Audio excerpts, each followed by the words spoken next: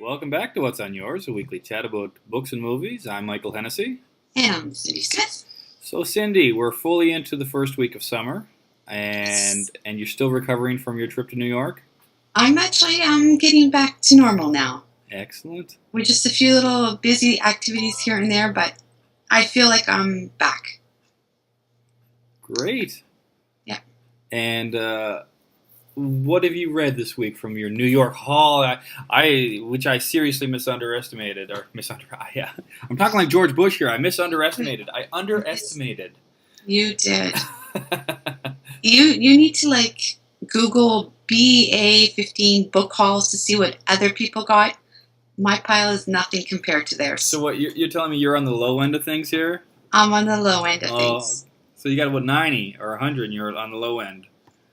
I'm under 100 books. Wow. Yeah. But still not too far from it though, right? Too far. All right.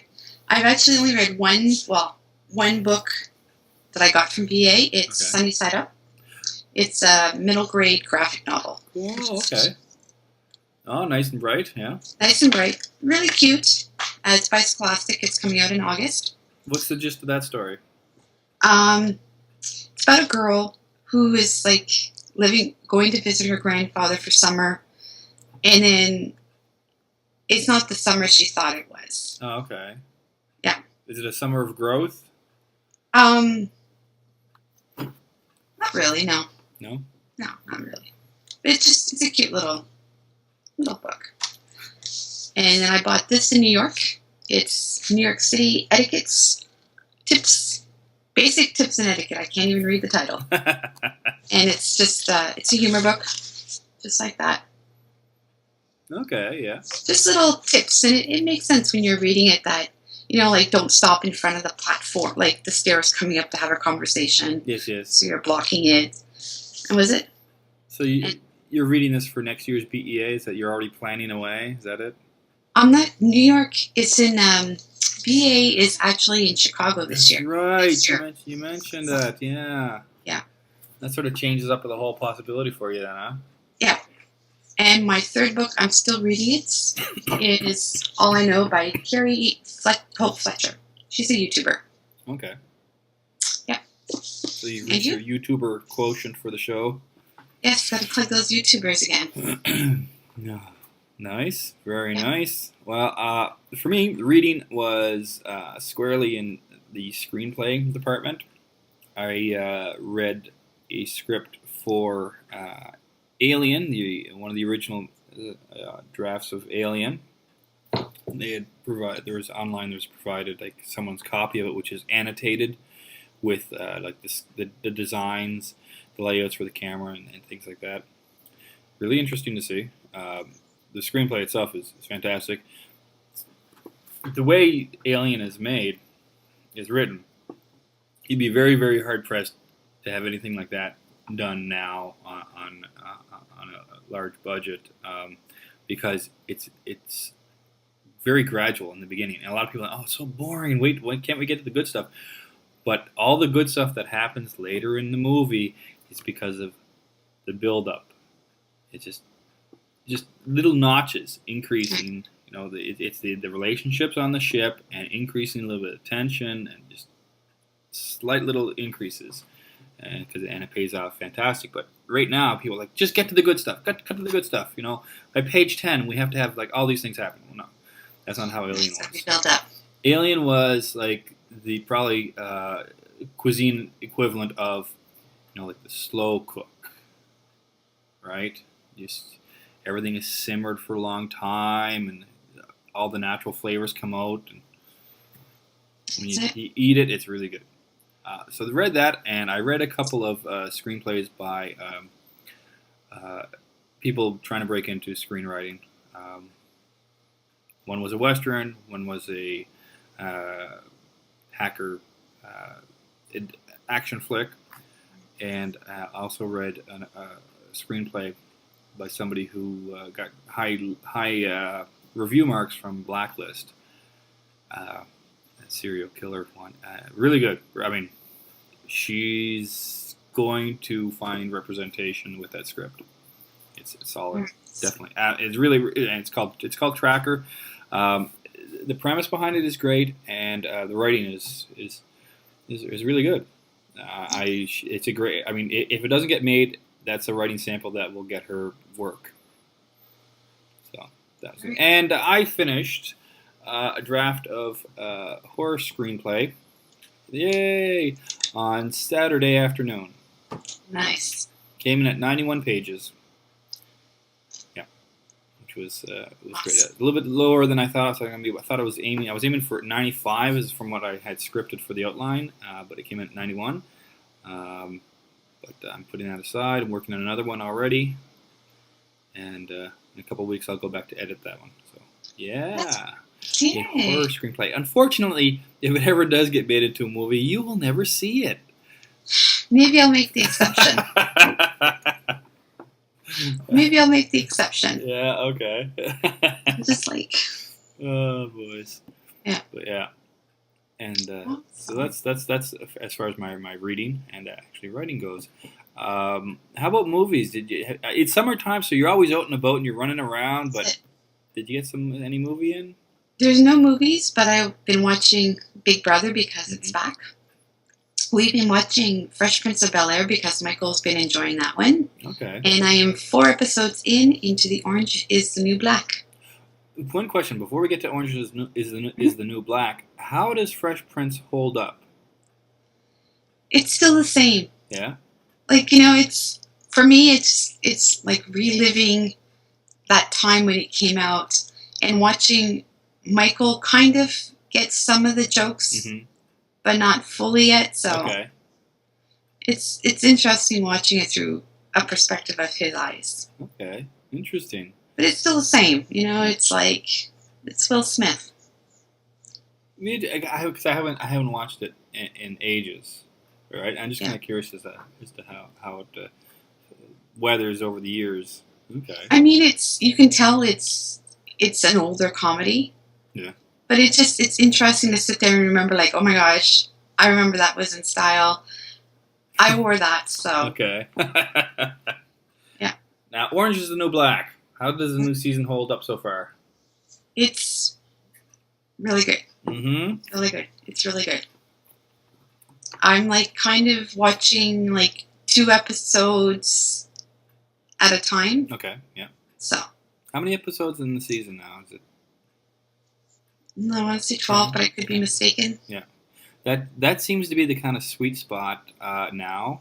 10 to 13 seems to be good. I mean, it used to be, it was like 24, 25, 26 episodes, right?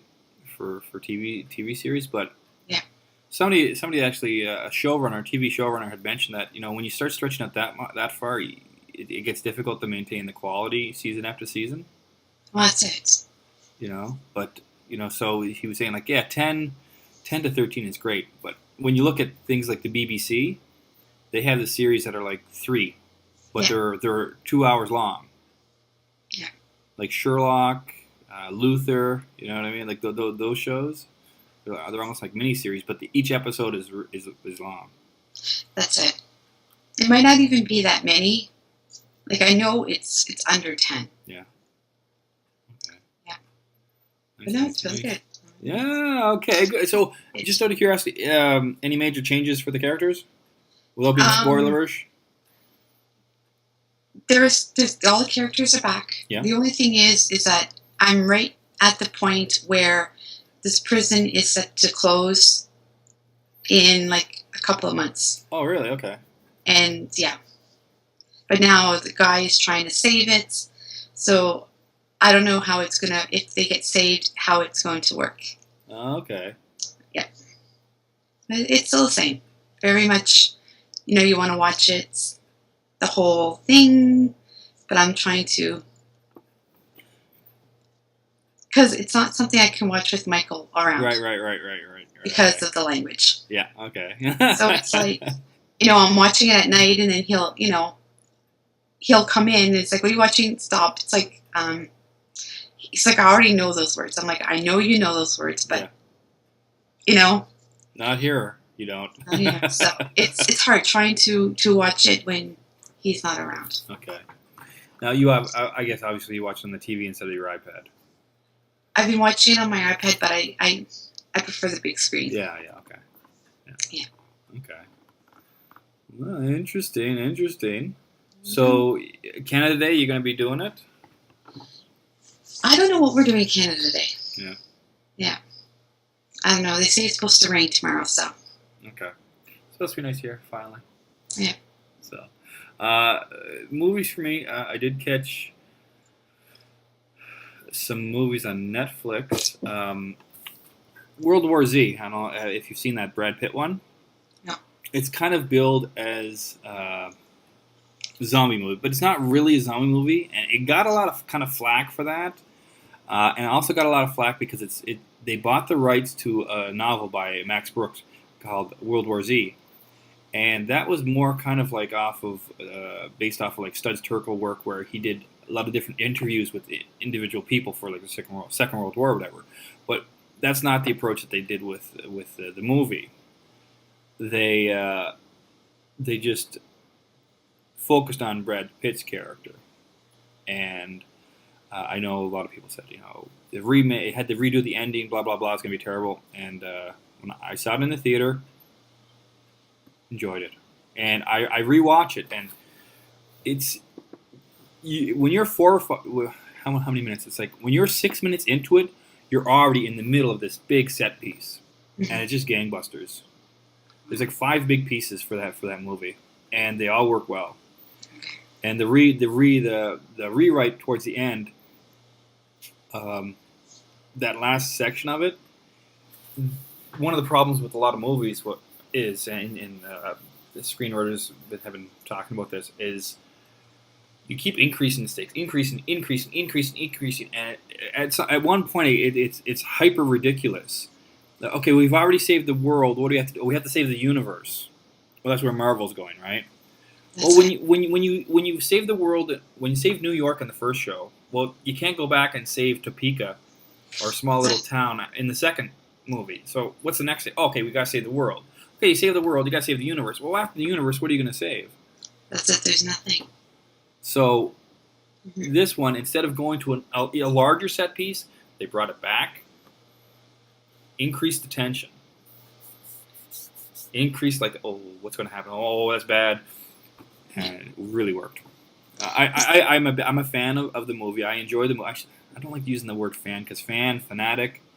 I don't bash people who say they don't like it, but I'm saying it was improperly maligned at first, and I think it holds up well over time. Now you do Netflix, right? Yes. Do you do Crave TV or any of the other streamers? I haven't done Crave TV yet, so I don't know. Like right now, we have Netflix for the next couple of months. Yeah. So we'll use that until the card expires. Okay. Or runs out, I guess, because it's a gift card we bought it with. Because I've come across a couple other ones. They've been directed towards me, and I'm really kind of interested in them. One is called Shudder, Shudder, and that's a streaming service focused primarily, or no, not primarily. It's focused exclusively on horror movies. So they've curated the horror movies that they're going to show, and they're going to add some, but it's only for horror movies. See, that's right up your alley. It's right up my alley because there's some on Netflix, but there's not too many. And I've taken a look at some of the ones they've offered on Shudder, and it's a monthly streaming service, and I'm kind of interested in that. And then there's another one called Mubi, Mubi, and that's more another kind of curated streaming selection, but it's on movies handpicked across a wide variety. Okay. I've never heard of that one. Yeah, I just came across it earlier this week, so I'm really interested in that too. They have different experts, movie critics or directors or whatever, and they get one person to pick one movie a day, and so they've lined it up. So every day there's one expert or critic picked movie. So for 1 month there's 30 selections. Oh wow! And you think, oh, only 30 movies? But no, that's not it. It's a matter of it's curated, and someone says I'm picking this movie and this is why. So rather than say, oh, watch like 20 bazillion movies this month, here's a finite selection, and this is why it's good to watch. I would not be able to watch 30 movies in a month at this point. No, not with kids. Not with kids, not with the writing. Yeah. So that's kind of attractive. Like, okay, here are some really good movies to watch. Yeah. Okay, great. But it's also nice if they're different movies, like something that you kind of heard about or haven't heard about, but it's in your genre that you like. Right. Well, and that's the thing. It's somebody actively providing the movies with a recommendation. Like that's kind of what Apple's doing with their radio station. Like they're trying to go with curated music, where somebody is behind saying, "Oh, this music's good. This music's good." Because right now, I would not know where to grab music. I would not know what kind of new music I'd like, or even what the older music is. I've got my set universe basically now, and that's kind of it, right? And if I stumble across something, it's usually by recommendation of somebody I know on Twitter or somebody in real life. That's it. These guys say, "No, this is my life. Here's some music that I think you would like." Mm-hmm. And here's why. And that is a really good thing, because I don't have the time to spend listening to music every day, all day long. Just wait until your kids start listening to music. Just wait. That's true, right? Yeah. So what's the music in your place? Michael is like discovering some new stuff. Mm-hmm. I mean, some of it's stuff that I would listen to. And then other stuff, it's like influenced by his friends. Okay, yeah. It's kind of like, it's not, I can't describe it. Okay. But it's just stuff that I would not listen to. Okay, so if you're looking, he seems to be big on Pitbull, right? That was a big thing. He likes Pitbull. So how's it based on like Pitbull as the center? I guess it's more dancey. Okay. Like what you would hear in a club, I guess. Okay. Yeah. Yeah. And he's got his playlist and. Okay. Yeah. So is he doing Spotify as well, or? I don't think he's doing Spotify. Okay. I think it's just like he's asking a lot of his friends, like, "Hey, what are you listening to?" Okay. And then he's getting the music like that way. Yeah. Interesting. Okay. Yeah. That's neat. Yeah. I did get some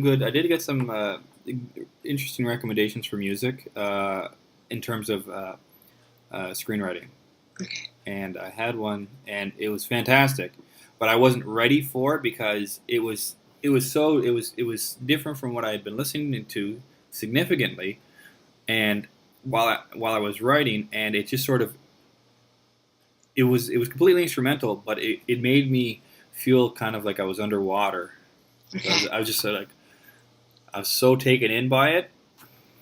I was like, and I'm like, my writing was slowing down when I was listening to it, right? So, yeah, but it's great music though. But I have to be in the right kind of frame of mind for it, because I had been listening to John Carpenter's Lost themes, and it's more of like a driving music, right? It was like the heavy sounds to it. This was not that. Yeah. But that's what some people like to write opposite of what you're listening to. So if you're writing a heavy action thing, if you're listening to classical music, because you've seen that in the movies before, yeah, where like there's a big battle going on, and then you're playing the soft classical music kind of thing. Yeah. Yeah. But anyway. That's it. So. Yeah. And what have you got for the next week? Orange is the New Black and lots more books? I want to finish Orange is the New Black this week. I want to finish All I Know. And I've got a bunch of e-arcs on my Kindle app that I need to read. Okay, right. That are like due or a little bit overdue. Yeah. So. Okay. Yeah. Excellent. Well, it sounds like you got a full week. And happy Canada Day. Happy Canada Day. Okay. Yes. Quick, plug some Canadian authors that you would highly recommend as this week's recommendation. Laurie Weber. Okay. I don't read her, but Margaret Atwood. You took mine. You took mine. I was going Margaret Atwood, Oryx and Crake, Adam, Um, Year of the Flood. Kevin Sands, who is a new Canadian author who's got a debut book, which I got at BEA. Okay, cool. And there's Erin Bow. She's a Canadian author as well. Okay, cool. Yeah. And I know those two because I was looking for their books last night because I was getting ready to read them. So. Great. Well, I I'm into another screenplay, writing away. That's what I've got coming up this week. And I have a rewrite coming for the script I just finished, coming in about a week and a half. And I've got some good reading to do. I got some more screenplays that I'm doing, writing up notes for feedback, and my life is revolving around the screenwriting and the screenplays right now. Whenever I'm not hanging with the family and doing some small tech projects. So. That's it. Yay! Yay! So I guess that's it. It's a beautiful summer day. I hope you have a great summer week. Hey? Nice sun. Excellent. I'm not saying that too loud. I hope your other video project goes well. I hope so too. I got to do it today. No ands or buts about it. Excellent. All right. Well, that's it for this week. That's it. I'll talk to you next week. Next week it is. All right. Thanks, Cindy. Have a good week. You too. All right. Bye-bye. Bye.